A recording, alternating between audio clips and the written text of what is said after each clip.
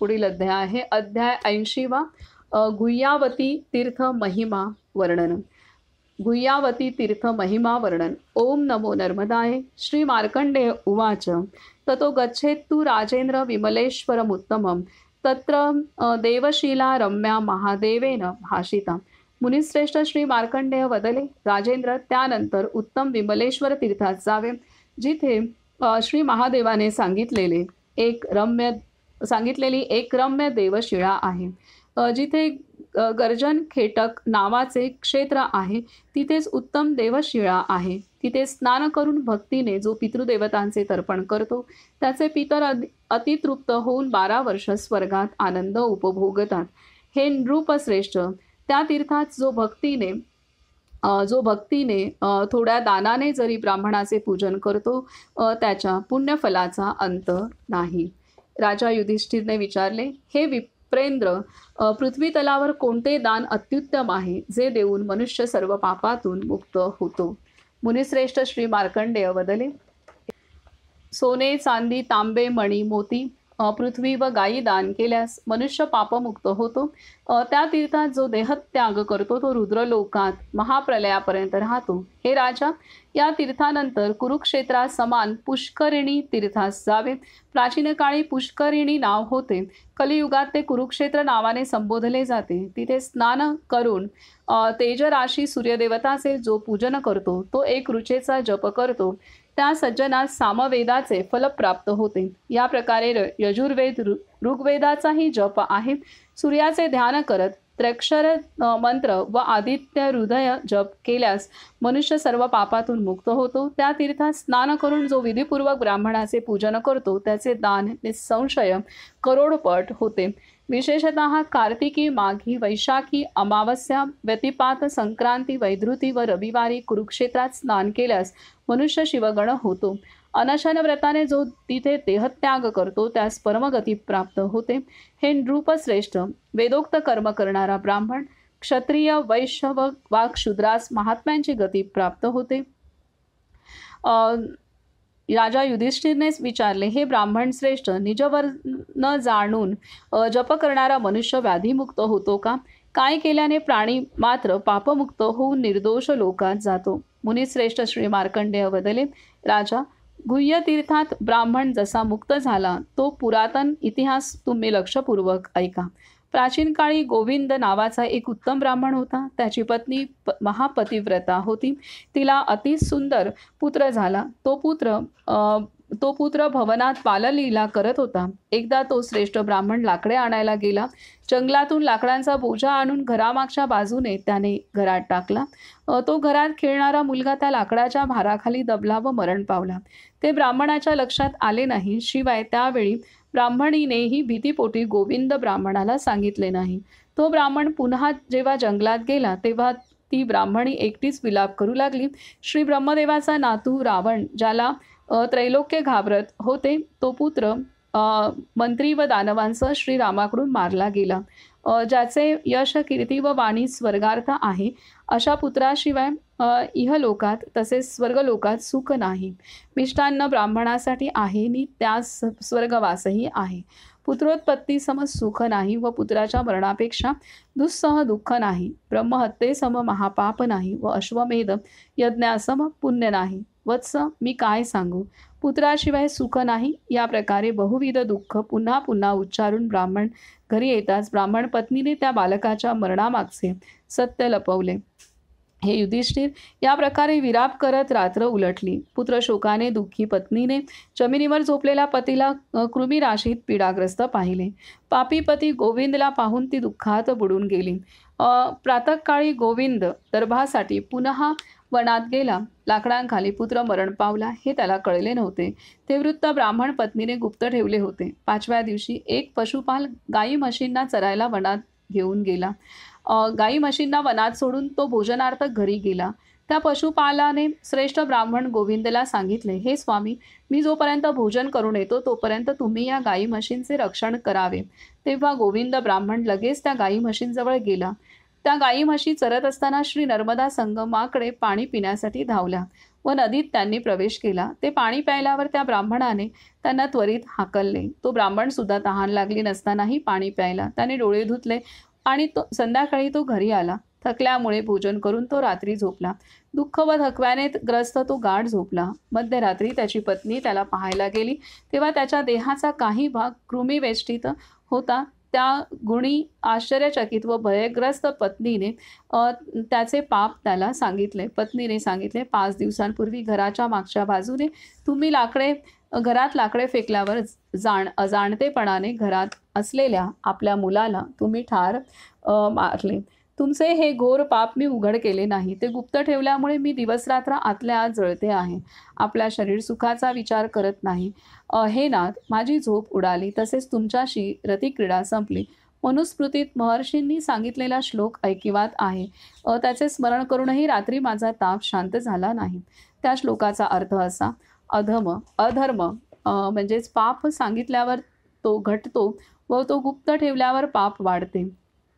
अधर्म सांगितल्यावर तो घटतो व तो गुप्त ठेवल्यावर पाप वाढते. इहलोक व परलोकात पापाचा अंत नाही. हा विचार करून भयातुर झालेली मी रात्री तुमच्या सन्निध असते आणि आपल्याला कृमीने वेष्टीत पाहते. त्याला काय म्हणावे? प्रिय सर्वत्र बालहत्येच्या कृमीने घेरलेले तुमचे अंग पाहते, तेव्हा काही कृमी तुम्हाला चावतात, तर त्यापैकी काही नष्ट झाले आहेत. हे पुन्हा पुन्हा आठवते आणि पुन्हा पुन्हा त्यावर विचार करते, पण मला कारण कळत नाही. तेव्हा आपल्यालाच विचारते, तुम्हीच सांगावे. ज्या तलावावर, नदीवर, तीर्थाला वा देवस्थानाला तुम्ही गेलात, त्याचाच हा प्रभाव आहे असे मला वाटते. हे भरत वंशोत्पन्न राजा, त्या ब्राह्मणाने स्वपत्नीला पूर्ववृत्तांत सांगितला. मी गाई म्हशींना अडविण्यासाठी श्री नर्मदा संगमात गेलो होतो, तेव्हा कमरेपर्यंत पाण्यात शिरून यथेच्छ जल प्यायलो. अन्य तीर्थ मी जाणत नाही. श्री नर्मदाच सर्व नद्यांमध्ये श्रेष्ठ आहे. तो वृत्तांत ऐकून त्या उत्तम वर्णीय स्त्रीने तत्क्षणी व्रत केले. त्या संगमात पतीसह जाऊन देवपूजित श्रेष्ठ नदीत विधीपूर्वक स्नान करून पार्वतीसहित कल्याणकारक श्री महादेवाला तृप्त केले. त्या ब्राह्मण पती पत्नीने पंचामृत स्नान घालून चंदन, फूल, धूप व अत्युत्तम नैवेद्य आदीने तिथे शिवलिंग व कात्यायनी देवीचे पूजन केले. पतीसहित त्या स्त्रीने रात्री जागरण केले व पुन्हा प्रातःकाळी ब्राह्मणाचे पूजन करून ती शांत झाली. हे भरत वंशोत्पन्न राजा, गोविंद ब्राह्मणाने यथाशक्ती ब्राह्मणाचे पूजन करून गाय, सोने, वस्त्र व अन्नदान केले. तेव्हा आकाशवाणी झाली, हे गुह्यावती नावाचे तीर्थ आहे. तत्क्षणी तिथे पाताळातून गुह्येश्वर लिंग प्रकट झाले. गुह्यावती व श्री नर्मदा संगम गुणवान होता. पापमुक्त तो ब्राह्मण स्वपत्नीसहित घरी गेला. हे तीर्थ पापहारी शिवाय बालहत्या नष्ट करणारे आहे. तिथे स्नान, जप व ब्राह्मण भोजन देऊन, व्रत करून, श्राद्ध करून व तिलोदक दिल्याने महाप्रलयापर्यंत मनुष्य शिवलोकात राहतो. हा श्री स्कंद पुराणातील रेवाखंडाच्या उत्तर भागातील गुह्यावती तीर्थ महिमा नावाचा 80वा अध्याय पूर्ण झाला. तर हा जो अध्याय आहे गोविंद ब्राह्मणाच्या संदर्भातला, हा अध्याय आधीसुद्धा पूर्व भागामध्ये आलेला आहे. तर इथं महत्त्वाचं सांगितलेलं आहे की पत्नीने पतीला दुःख होऊ नये ह्यासाठी त्याच्याच हातून आपल्या मुलाचा नकळत मृत्यू झालेला आहे हे लपवलं होतं. आणि ते शेवटी त्याच्या हातून कळत नकळत का होईना, परंतु बालहत्या ही झालीच होती. आणि त्यामुळे रात्री तो झोपल्यानंतर त्या पत्नीला तिथे तो संपूर्ण तिथे दिलेला आहे की कृमींनी वेष्टिलेला दिसायचा आणि त्याला कृमी खात आहेत, चावत आहेत किंवा असं दिसायचा. त्याला ते ज्ञात नव्हतं, परंतु ते तसं घडत होतं हे पत्नीला दिसतंय. आणि काही दिवसानंतर त्यातील काही भागच तो कृमींनी वेष्टलेला दिसतोय आणि त्यातनं हे लक्षात येतं की नर्मदा जलामध्ये तो ज्या भागाचा नर्मदा जलाशी संपर्क झाला आहे त्या भागात तो भाग कृमींपासून संरक्षितला गेला होता. याचाच अर्थ की त्याचा पापक्षय हा त्याच्या हातून जे नकळत कृत्य घडलं होतं त्या पापाचं क्षालन त्या नर्मदा मैयाच्या जलाच्या आधारे झालेलं आहे. तर असं हे आहे, तिच्या जलामध्ये ते सामर्थ्य आहे. कळत नकळत सुद्धा मैयाच्या तटी गेलो, तिचा सहवास घडला, तरीसुद्धा तरीसुद्धा ते पुण्यदायी आहे, हे या अध्यायातून आपल्या लक्षात येतं. त्या गोविंद ब्राह्मणाला काहीही माहीत नव्हतं, की त्याला तो झोपल्यानंतर असे कृमी संपूर्ण त्याला वेढतात. तर हे त्याला काहीही माहीत नव्हतं, किंवा ते सूक्ष्म रूपात असतील, की ते त्या स्त्रीलाच दिसत असतील, त्याच्या पत्नीलाच दिसत असतील. परंतु तिला हेही नंतर दिसलं, की काही भागामध्येच कृमी दिसतायत आणि काही भागातले कृमी आता नाही आहेत तिथे. तर ते तिथे त्या भागातले कृमी मृत झालेले आहेत. तर हेही तिला दिसलेलं आहे आणि त्यामुळे पण गोविंदला काहीही ह्याची कल्पना नव्हती. अ, पण हे त्याच्या नकळत हे सर्व घडलेलं आहे आणि हे सत्य आहे, की हे नंतर आकाशवाणीसुद्धा झाली आणि त्यातून त्या ह्या तीर्थाची महती सांगितली गेली आणि तिथे त्यांनी योग्य यथाविधी अनुष्ठानसुद्धा केलेलं आहे. तर अशा पद्धतीने हे जलाशी संपर्क आल्यानंतर सुद्धा कळत नकळतही जलाशी संपर्क आला तरीसुद्धा ते जल आपल्या आपल्या त्रिविध तापांचं हरण करणारा निश्चित आहे. हे या अध्यायाच्या शारीरिक, मानसिक आणि आध्यात्मिक ह्या ज्या काही पीडा असतील, त्या पीडांचं हरण करणारं सुद्धा जलाचा स्पर्श आहे. जलाचं सेवन करणं आहे. कारण त्याने तो जलात कमरेभर पाण्यात जाऊन त्याने जलसेवन केलं होतं. तर त्यामुळे त्या जलाचा स्पर्श त्याच्या अंगाला पण झाला आणि त्याने जलसेवनही केलं होतं. त्यामुळे ह्या दोन्ही तून त्याला जे काही शारीरिक, मानसिक, आध्यात्मिक जे काही अ, अ, पीडा होती, ती पीडा त्यालाही ते माहीत नव्हतं, परंतु त्याची पीडा ती आध्यात्मिकच होती, कारण पत्नीला ते दिसत होतं, त्याला ते जाणवलेलं नव्हतं. तर ती पीडा दूर होण्यासाठी जलाचा स्पर्श आणि जलसेवन याने मदत झालेली आहे. अध्याय 81 पंचलिंग महिमा वर्णन. ओम नमो नर्मदाय. श्री मार्कंडेय उवाच. ततो गच्छेत्तु राजेंद्र उत्तरे नर्मदा तटे मेघनाद समीपे तु विश्वरूपा सरिद्वरा. मुनिश्रेष्ठ श्री मार्कंडेय वदले, राजेंद्र, त्यानंतर श्री नर्मदाच्या उत्तर तटावर जावे, जिथे मेघनाद समीप नद्यांमध्ये श्रेष्ठ विश्वरूपा नदी जगावर उपकार करणाऱ्या विश्वरूप श्री महादेवाच्या शरीरातून निघाली आहे. काय सांगतात? त्यानंतर श्री नर्मदाच्या उत्तर तटावर जावे, जिथे मेघनाद समीप नद्यांमध्ये श्रेष्ठ विश्वरूपा नदी जगावर उपकार करणाऱ्या विश्वरूप श्री महादेवाच्या शरीरातून निघाली. पूर्वकालात दारुवनात ब्राह्मणांनी श्री महादेवाला लिंगहीन केले होते. त्यावेळी श्री नर्मदा तटावर बसून तपस्या करत असताना श्री महादेव विश्वरूप झाले. त्यांच्यापासून जी नदी निघाली ती श्री नर्मदाला जाऊन मिळाली. तो संगम अतिशय गुणवान झाला. त्या तीर्थात स्नान केल्यास मनुष्यास पुनर्जन्म नसतो. तिथे जे कर्म केले जाते ते सर्व अक्षय होते. त्या तीर्थाच्या संगमात पडलेल्या सारिकेला सिद्धी प्राप्त झाली. पूर्वकालात एक श्रेष्ठ अप्सरा चित्रांगदसह वेधुंद रमल्यामुळे इंद्रदेवाच्या शापाने दुःखित झाली.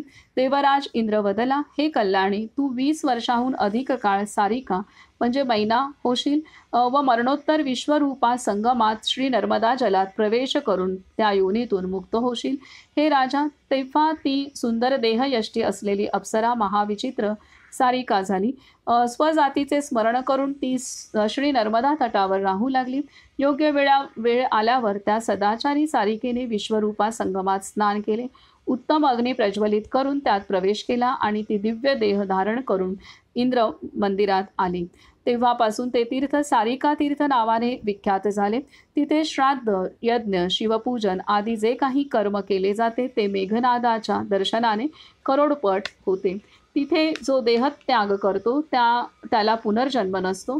श्रेष्ठ युधिष्ठिर, तिथे पंचलिंग प्रसिद्ध आहे. त्याच्या दर्शनाने शिवलोक प्राप्त होतो. त्यासंबंधी तुम्ही ऐका. मेघनाद, गोष्ठेश, वागीश, काकडेश्वर व लक्षेश्वर ही ती 5 लिंग आहेत. या पंचलिंगांचे जो 1 दिवसात पूजन करतो तो याच देही श्री महादेवाला प्राप्त करतो. करोडो यज्ञाचे फल प्राप्त करून मोक्ष मिळवतो. हे अनघ, पूर्वकालातील हे आख्यान मी तुम्हाला सांगतो. प्राचीन काळी अयोध्याचे अधिपती बलवान राजा धर्मसेन होते. त्यांनी धर्मपूर्वक राज्य केले व महादक्षिणा देऊन यज्ञ केले. धर्मशास्त्र श्रवण करणारे ते राजा धर्मसेन श्री नर्मदाचे चरित ऐकून श्री नर्मदाच्या उत्तर तटावर निघून गेलेत. श्री नर्मदा जलात स्नान करून त्यांनी मेघनादाचे पूजन केले. सूर्योदय होताच घोड्यावर स्वार होऊन राजा उत्तर दिशेला गोष्टेश्वर महादेवाच्या दर्शनास गेले. त्या शिवलिंगाचे यथाविधी पूजन करून त्यांनी वागीश्वराचे दर्शन घेतले.